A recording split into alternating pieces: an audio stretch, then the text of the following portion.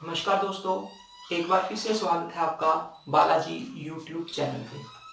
जैसा कि हमने नदियों की सीरीज स्टार्ट की है और उस सीरीज में हमने 4 नदियां जो हैं वो बड़े इफेक्टिव तरीके से, बड़े ही अच्छे तरीके से कंप्लीट कर ली हैं।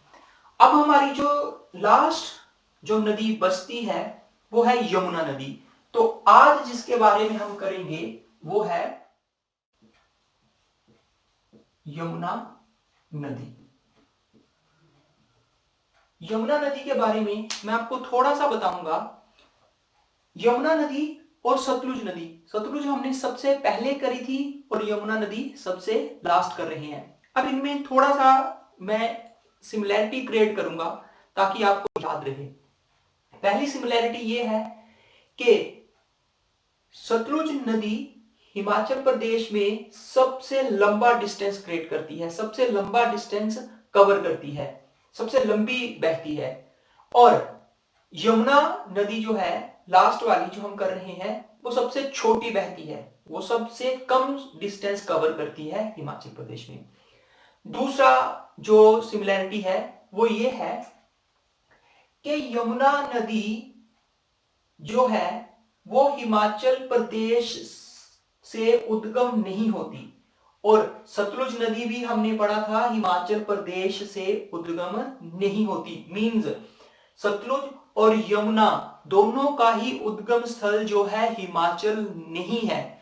सतलुज का अन्य देश है और यमुना का अन्य राज्य है। तो ये चीजें भी आपको दिमाग में रखनी है। तो यमुना नदी जो है वो हमारे पड़ोस में एक राज्य लगता है उत्तराखंड।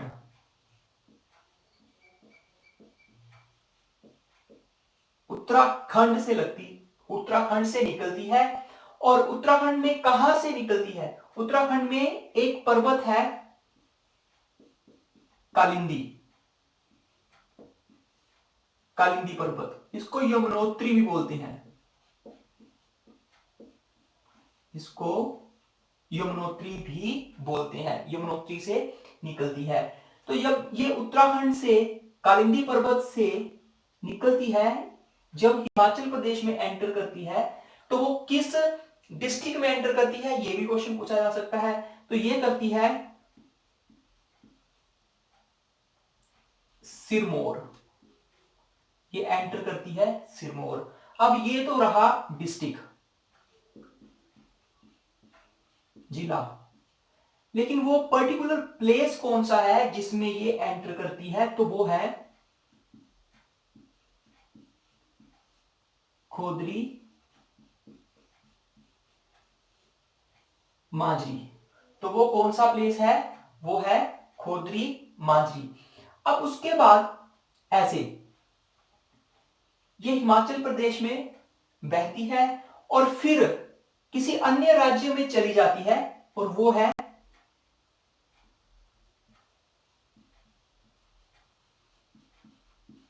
हरियाणा।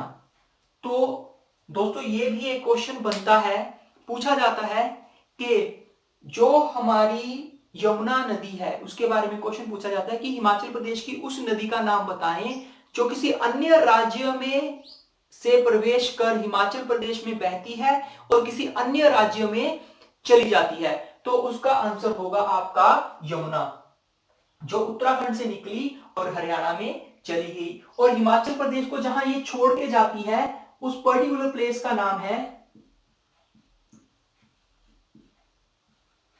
ताजेवाला, उसका नाम क्या है? ताजेवाला। अब इसके बाद यमुना का जो है ना वो पौराणिक ऐतिहासिक जो वर्णन है वो बहुत ज्यादा महत्वपूर्ण है। यमुना जो कालिंदी है, कालिंदी बोला जाता है कि सूर्य की पुत्री थी। तो यमुना का अगर पूछे यमुना का पौराणिक संबंध किससे है,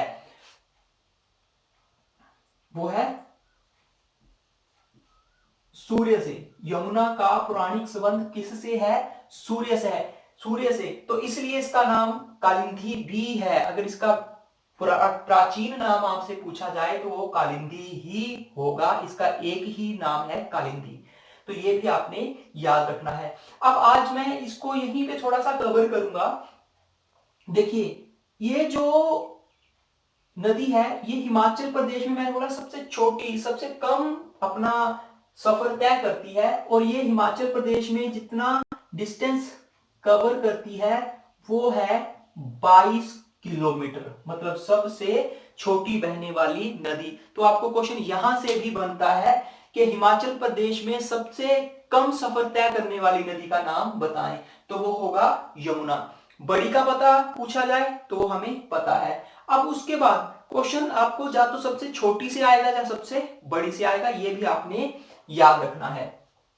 तो उसके बाद फिर ये हरियाणा, हमें पता है कि हरियाणा के बाद हम हमारा जो हरियाणा के साथ दूसरा अन्य राज्य लगता है वो लग जाता है दिल्ली। दिल्ली के साथ आएगा आगरा। तो ये क्वेश्चन बहुत बार पूछा जाता है कि आगरा किस नदी के किनारे है। तो आगरा जो है, आगरा भी यमुना नदी के किनारे बसा हुआ है। मैं आगे आपको बताऊंगा और कौन कौन से शहर हैं जो यमुना नदी के किनारे बसे हुए हैं। तो उसके बाद आगरा है, गुजरात है, फिर हमारे पास आगे बॉर्डर आएगा और ये चली जाएगी पाकिस्तान में। तो ये आपने याद। तो दोस्तों अब है यमुना नदी की लंबाई भारत में और हिमाचल प्रदेश में। तो इसकी लंबाई जो भारत में है वो है 1525 किलोमीटर। वो कितनी है? 1525 किलोमीटर, जो आपने याद रखनी है। और हिमाचल में तो मैं आपको बता चुका हूं कितनी है, 22 किलोमीटर। और हिमाचल प्रदेश में कहां एंटर करती है, कहां हिमाचल प्रदेश को छोड़ जाती है, यह भी आपने याद रखना है। अब उसके बाद इसका है जल ग्रहण क्षेत्र, ये कितना है? तो आपने दोस्तों याद रखना है, ये है 2320 वर्ग किलोमीटर। ये आपने याद रखना है 2320 वर्ग किलोमीटर। अब इसके बाद आता है इसका पौराणिक नाम। तो इसका एक ही नाम है जो मैं आपको पहले बता चुका हूं, जिसको हम बोलेंगे वैदिक नाम, और ये है कालिंदी। क्वेश्चन ये भी पूछा जाता है कि कालिंदी का संबंध किससे था? तो ये सूर्य था, मतलब यमुना का। यमुना का पौराणिक संबंध जो है वो किससे माना जाता है? वो माना जाता है सूर्य से। तो ये तीन फैक्ट हैं, ये तीन फैक्ट बहुत ज्यादा इंपॉर्टेंट है, आपने याद रखने हैं। हम पढ़ेंगे यमुना नदी की सहायक नदियां।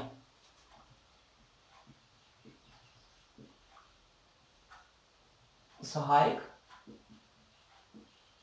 नदियां, उसमें से ये चार हैं, चारों ही बहुत ज्यादा इंपॉर्टेंट हैं। एक है पहले टोंस, राय में याद रखना हमने, पब्बर गिरी, टोंस पब्बर गिरी आंध्रा। आपने याद रखना है टोंस पब्बर गिरी आंध्रा, टोंस पब्बर गिरी आंध्रा। तो ये जो है हमारे पास सहायक नदियां हैं यमुना नदी की। अब उसके बाद हम इसके बाद पढ़ेंगे जल विद्युत परियोजनाएं। तो जल विद्युत परियोजना के बारे में मैं आपको बताता हूं कि इस पे एक तो गिरी जल विद्युत परियोजना है जो कि सिरमौर जिले में है, और गिरी नदी, ये देखिए सहायक नदी किसकी है? ये यमुना में, इसलिए हम इसी में काउंट करेंगे। तो गिरी नदी पे स्थित है। बाकी अभी मैं आपको जो डिटेल में है वो बताता हूं। इसके किनारे बसे हुए शहर, तो इसके किनारे जो बसे हुए शहर हैं वो दो हैं जो बहुत ज्यादा इंपॉर्टेंट है, जिनके बारे में पूछा जाता है।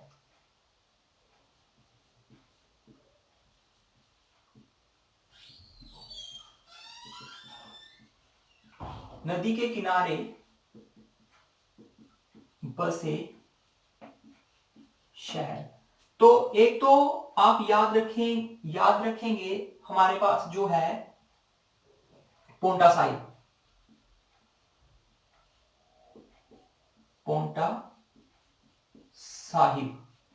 पोंटा साहिब भगानी साहिब की लड़ाई के लिए जाना जाता है, ये हम बाद में पढ़ेंगे। तो उसके बाद दूसरा है आगरा भी जो है वो यमुना नदी के किनारे ही है। सिरमौर डिस्ट्रिक्ट में ये बहती है।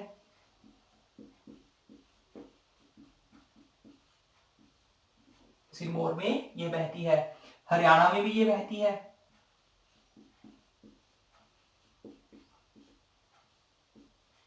आगरा में भी, दिल्ली में भी। तो ये सारी चीजें आपने याद रखनी है, कहां कहां ये बहती है और कहां कहां से ये निकलती है। तो इसके बाद अब हम पढ़ेंगे बिजली प्रोजेक्ट, इसके ऊपर बने जो महत्वपूर्ण बिजली प्रोजेक्ट। जल विद्युत परियोजना मैं 4 लेके आया हूं आपके लिए जो इंपॉर्टेंट है। और पहली है रेणुका परियोजना जो सिरमौर में है और गिरी नदी पे ये बनी हुई है और ये 40 मेगावाट बिजली पैदा करती है। तो रेणुका परियोजना आपको याद रखनी है। रेणुका के बारे में आपको बताऊंगा। रेणुका हिमाचल प्रदेश में एक प्राकृतिक झील भी है, सबसे बड़ी, और माना जाता है कि अगर इसको ऊपर से देखें तो एक इसकी जो शेप बनती है वो सोई हुई स्त्री की तरह बनती है, जो एक बड़ा इंटरेस्टिंग फैक्ट है, आपने ये याद रखना। और ये सबसे बड़ी कृत्रिम झील है, प्राकृतिक झील है। अब उसके बाद है यमुना परियोजना। ये 131.57 बिजली पैदा करती है, मेगावाट बिजली पैदा करती है, और ये सिरमौर में है। उसके बाद है हमारे पास लखवार परियोजना जो ये उत्तराखंड में है। मैंने इसलिए इंडियन लेवल का क्वेश्चन है, इंडियन जीके लेवल का, इसलिए मैंने इसको मेंशन किया है। और ये 927 मेगावाट बिजली पैदा करती है और ये उत्तराखंड में स्थित है। किशु, ऐसे क्वेश्चन कई बार पूछ लेता है। किशु जो है वो 600 मेगावाट बिजली पैदा करता है और ये टोंस बब्बर गिरी आंध्रा यमुना की सहायक नदी है, उस पे गिरी भी और टोंस भी यमुना की सहायक नदी है। तो दोस्तों कई बार क्वेश्चन हमसे ये भी पूछा जाता है जो गिरी है वो कहां से निकलती है। तो आपने ये याद रखना है, जो गिरी नदी है वो, उसके लिए मैंने ट्रिक रखा है। गिरी जो है, गिरी का तेल कुप्पी में डाला और बोतल में चला गया। तो गिरी जो है वो कुप्पड़ चोटी से निकलती है और आके यमुना नदी में मिल जाती है। तो दोस्तों इसके बाद हम करेंगे यमुना नदी के इंपॉर्टेंट क्वेश्चंस। अब है क्वेश्चंस, 5 क्वेश्चन करेंगे हम। पोंटा साहिब मंदिर किस नदी के किनारे है? पोंटा साहिब मंदिर किस नदी के किनारे है? यमुना। रेणुका बांध किस नदी पर बना है? गिरी का मैंने आपको उद्गम स्थल भी बता दिया, कहां से आती है। बब्बर नदी का उद्गम स्थल चांसल चोटी शिमला में है, ये भी आपने याद रखना, पूछा जाता है चांसल चोटी कहां है? शिमला। और शिमला की ये सबसे हाईएस्ट पीक है चांसल चोटी, ये आपने याद रखना, बहुत इंपॉर्टेंट क्वेश्चन है। हिमाचल की पूर्वोत्तर नदी कौन सी है? यमुना।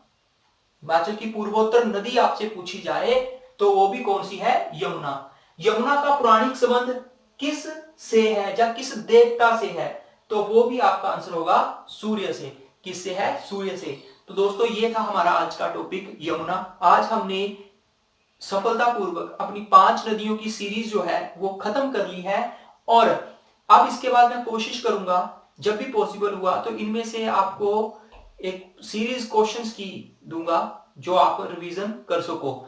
और अगर आपको हमारा वीडियो ये सीरीज अच्छी लगी तो इसको शेयर करें, लाइक करें और कमेंट जरूर करें, चैनल को सब्सक्राइब करें ताकि हमें और ज्यादा मोटिवेशन मिले और हम और अच्छा काम कर सकें। धन्यवाद।